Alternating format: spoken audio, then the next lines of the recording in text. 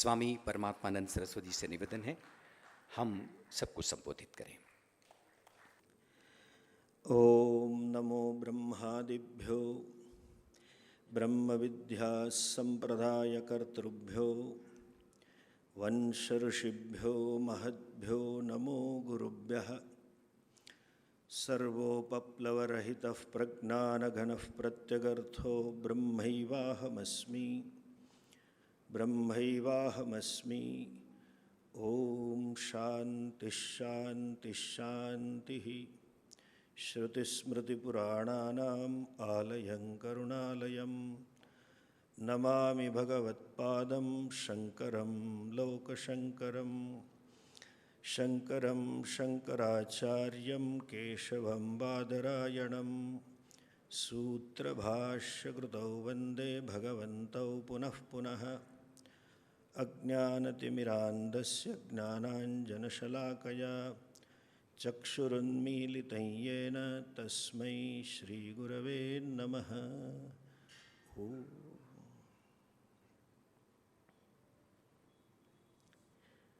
भगवत्पाद आदि शंकराचार्य जी के श्री चरणों में मेरे साष्टांग प्रणाम। मंचस्थ महात्मागण, सामने महात्मागण सभी को नमस्कार सह ओम नमो नारायण। काशी जाते हैं तो कहते हैं कि काशी में बाबा विश्वनाथ का शासन चलता है, और हम कहते हैं पूरी दुनिया पे महाकाल का शासन चलता है। महाकाल का एक स्वरूप है, रुद्र कहते हैं उसको, उसका एक स्वरूप है रुद्राणाम शंकरश्चास्मि। वो शंकर जो सदा शिव है, उसकी शिव कृपा निरंतर जिनके पर बरसती रही है, इससे न केवल मध्य प्रदेश के लेकिन सभी संतों के प्रिय और आशीर्वाद प्राप्त आदरणीय शिवराज सिंह जी चौहान जी, उनके मंत्रिमंडल के साथीगण, अंबिकादत्त शर्मा जी महामंत्र, अपने सचिव श्री, सभी सुगन प्रजा। आजकल समस्याओं की बहुत बातें होती है। पर्यावरण की समस्या है, ग्लोबल वार्मिंग की समस्या है, पानी की समस्या है, आने वाली है। मैं समझता हूँ आजकल बौद्धिक प्रामाणिकता की समस्या सबसे गहन है। We have no intellectual honesty, और विशेषतः शासन, राजकारण और धर्म भी नहीं रही। ऐसे अत्यंत इंटेलेक्चुअली ऑनेस्ट और जिनकी तारीफ करने में हम थकते नहीं हैं, ऐसे आज के मुख्य अतिथि श्री आरिफ मोहम्मद खान जी, सबको मेरे नमस्कार। सभी भाइयों बहनों को नमस्कार। हम अपने स्वराज्य की 75वीं सालगिरह मना रहे हैं, अमृत महोत्सव। जब तक हम समझते हैं कि स्वराज्य की यथा योग्य व्याख्या और स्वराज्य की प्राप्ति हमें भगवत्पाद शंकराचार्य जी ने ही कराई है। ये पूरा देश हमारा विभिन्नताओं से भरा पड़ा है। प्रांतीय विभिन्नता, diversity, regional, language wise diversity, उपासना के माध्यम से भी डाइवर्सिटी है, और इतनी विरोधाभास वाली डाइवर्सिटी में भी एक अदृश्य सूत्र जो बड़ा प्रबल था, जिसने इस देश को कई सदियों तक एक रूप तक बांध के रखा, वो एक ही सूत्र था, हमारी आध्यात्मिक, धार्मिक और सांस्कृतिक एकता। जब तक इस देश में धार्मिक, सांस्कृतिक, आध्यात्मिक ऐक्य नहीं प्रस्थापित होगा, तब तक अखंड भारत की कल्पना हम नहीं कर सकते। पॉलिटिकली शायद हम भारत के खंड किए अंग्रेजों ने, लेकिन जब भी आप उस देशों में जाओगे तो हमें अपनापन महसूस होता है, और उनको भी भारतीय के प्रति, चाहे आप बर्मा जाइए या श्रीलंका जाइए, उनको भी अपने प्रति अपनापन महसूस होता है। उसका कारण देश में एकता का कारण धार्मिक और सांस्कृतिक एकता है। यहाँ तक कि जितने धर्म या संप्रदाय इस देश में उद्भूत हुए, चाहे जैन हो या बुद्ध हो या सिख हो या कोई भी हो, सभी के सांस्कृतिक मूल्य एक ही रहे हैं। सिख भी चाहते हैं कि हमारे बेटे राम लखन जैसे ही हो, ये भी चाहते हैं कि हमारे घर में ऐसा ही संप हो, मातृदेवो भव पितृदेवो भव। ये जैनियों में, बुद्धों में, सिख में सभी यही वैल्यू है। सांस्कृतिक एकता से पूरे भारत को बांधने का काम भगवत्पाद शंकराचार्य जी ने किया था। और जो उस समय स्थिति थी, कहीं मैं समझता हूँ आज भी वही है। इसीलिए आज हमें शंकराचार्य जी को, जैसे नारद जी भागवत में कहते हैं ना भक्ति देवी को, स्थापयिष्यामि गेहे गेहे जने जने, उसी तरह से एकात्म दर्शन को पूरे भारत में पुनः प्रस्थापित करने की आवश्यकता है। और उस आवश्यकता को सिद्ध करने के लिए शिवराज सिंह जी के नेतृत्व में एक सांस्कृतिक न्यास और पूरा प्रकल्प चल रहा है। क्या परिवर्तन है आप देखिए। उस समय भी अराजकता थी, ऐसा विद्वानों ने लिखा है। कहीं 72 संप्रदाय मत मतांतर चल रहे थे। सिद्धांत के बजाय विधि विधानों पर आग्रह था, श्रद्धा के बजाय दिखाओ पे बात ज्यादा थी। इतना ही नहीं, उसी समाज में नैतिक मूल्य, जिसको कहेंगे values of the life, social values, religious values, cultural values, उसी में ह्रास हुआ था। उस समय भगवत्पाद का अवतरण हुआ और सबको उन्होंने उस समय एकत्रित किया। आज भी हम देखेंगे हमारे धर्म में पिछले 50 सालों से परिवर्तन आया है। भगवत्पाद जी के जाने के बाद और उसके पहले, फॉर मिलेनियर्स, हिंदू धर्म इज अ शास्त्र centric religion, not a person centric. खुद भगवान भी अवतार लिए यहाँ पे। उन्होंने वेद के काल में वेद को स्वीकार के ही अवतार धारण किए। They accepted Vedas as a प्रमाणम। They lived the life enjoyed by the Vedas. Shrimad Bhagavat में भी वर्णन है। देवकी जी कहती है वसुदेव जी से, जब कंस को मार दिया तो बोले हमारा बेटा आज तक असंस्कृत रहा, आप उसको संस्कार दीजिए, यज्ञोपवीत दीजिए। श्रीमद् भागवत में भी वर्णन है। द्वारकाधीश बनने के बाद भी भगवान कृष्ण रोज गायत्री और संध्या वंदन करते थे। वो वेद की मर्यादा में ही जिए। राम जी का जन्म भी वेद से हुआ है, पुत्र कामेष्टि यज्ञ। खुद विश्वामित्र जी वही उपदेश दे रहे हैं, उनके गुरु, जो आज भी सुप्रभातम में गाया जाता है, कौशल्या सुप्रजा रामो पूर्वा संध्या प्रवर्तत। आप संध्या वंदन करो। कभी हम व्यक्ति केंद्रित है ही नहीं। आज वही स्थिति है। नए नए संप्रदाय, नए नई मान्यताएं, नए नए ग्रुप्स व्यक्ति केंद्र पर आधारित खड़े हो गए। मनुष्य की बुद्धि की 2 मर्यादा है। जब वेद क्या है, साक्षात ईश्वर ने प्रकट किए हैं। तो आज जो सिद्ध और व्यक्ति केंद्रित हो गए हैं और सिद्धांत केंद्रित समाज नहीं रहा है। आज बाह्य आचार केंद्रित हुआ है। डिवीजन किससे पड़ते हैं? आप कौन सा तिलक लगाते हो, आप कौन सी माला पहनते हो, आप कौन सा मंत्र करते हो। वही स्थिति उस समय थी। उस समय पे भगवत्पाद जी ने पूरे देश को एकत्रित किया। जब तक मैं समझता हूँ, हमें उनकी यात्रा को एक जरा दूसरी दृष्टि से देखनी चाहिए। शब्द तो ठीक है, लेकिन कभी कभी उस शब्द से हमारे दिमाग में और समाज में गलत फहमी होती है। भगवत्पाद ने दिग्विजय किया। जब दिग्विजय आता है तो उसमें ऐसा भाव आता है कि किसी को पराजित किया और अपने आप को श्रेष्ठ साबित किया। मैं समझता हूँ वो उनका भाव न हो, क्योंकि इतना वर्णन आत्मज्ञानी का शास्त्रों में लिखा है। आत्मरति ही आत्मतृप्ति ही अहेतुक दया सिंधु। कितने शब्द हैं। जो ब्रह्मज्ञानी पुरुष होते हैं उनको किसी को जय में, किसी की पराजय में, किसी को मान में, अपमान में रस ही नहीं होता है।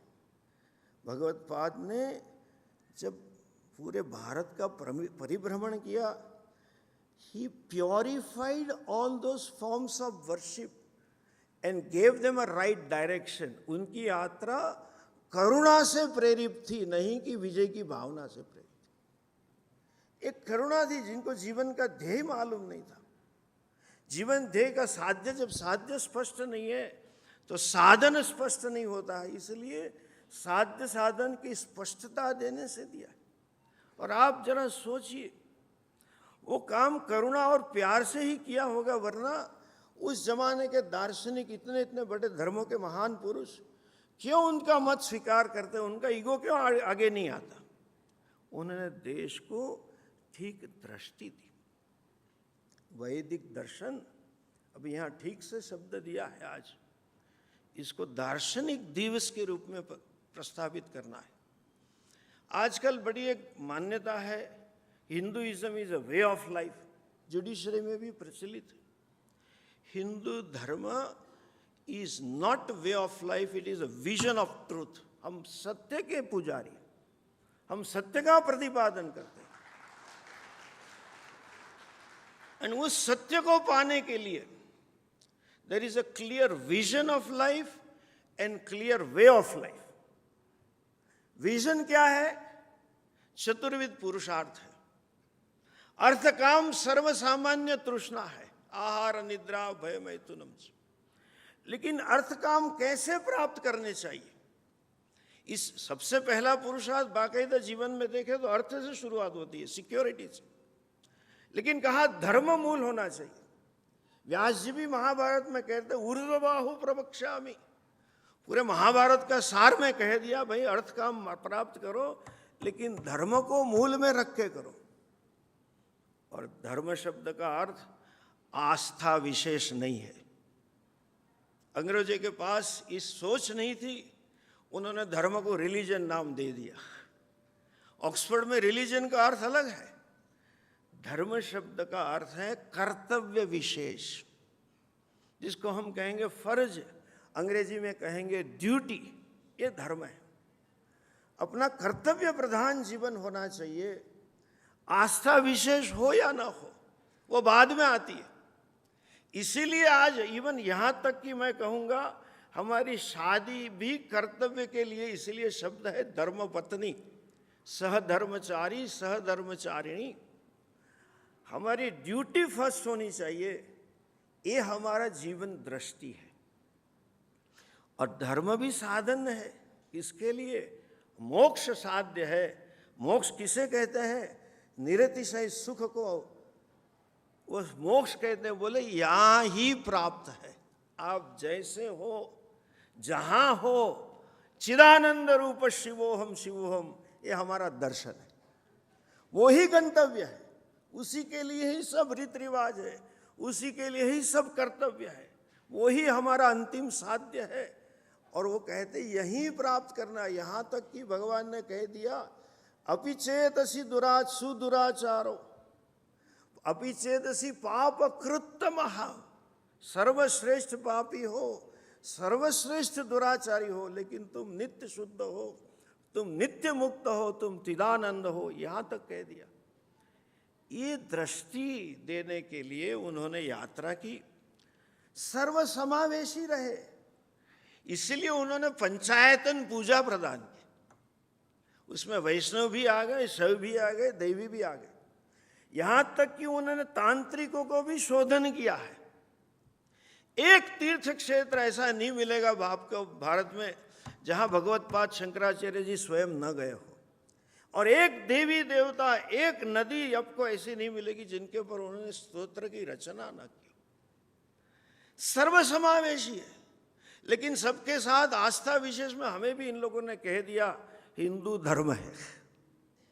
धर्म नहीं है, हम सबको स्वीकार करने वाले सत्य के साधक हम हिंदू हैं।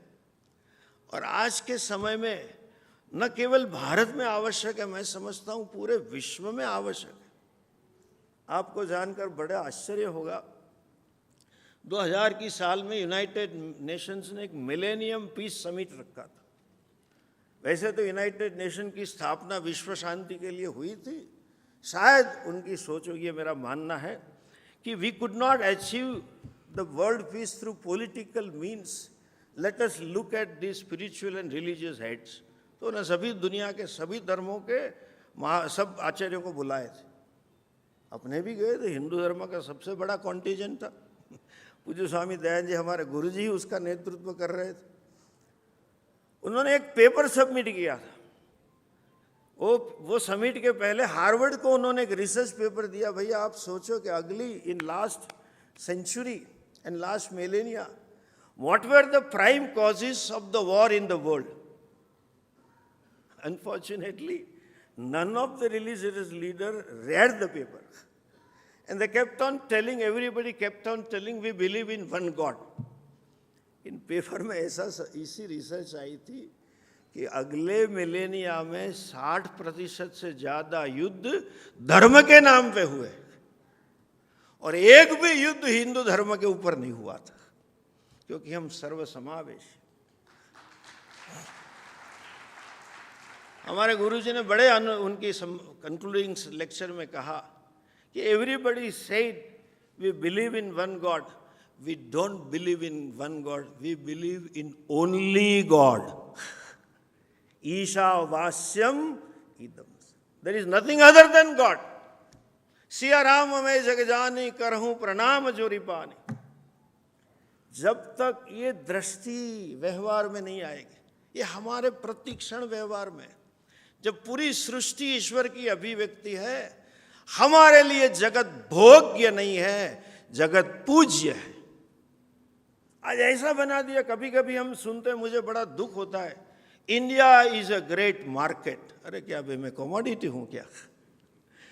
इंडिया में कोई कमोडिटी नहीं है, भारत के लिए सब पूज्य है।